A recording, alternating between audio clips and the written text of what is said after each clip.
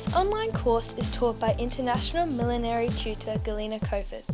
Everybody agrees that the most popular flower in silk flower making is the rose. By making a silk rose, you can really show all your skills and abilities. There isn't a limit to the diversity of roses. Especially for this online class, Galina developed in this Japanese technique this silk dog rose, which is known as a wild rose or rosa Cania in other countries. This flower is good for beginners, but it is also interesting for advanced milliners. You will be guided through all the stages of the process of creating flowers from silk. This will include dyeing the silk, working with flower making tools, assembling and finishing techniques. This design includes all the essential Japanese flower making techniques. Some of them will be new for you. You can use them to create your own beautiful flowers.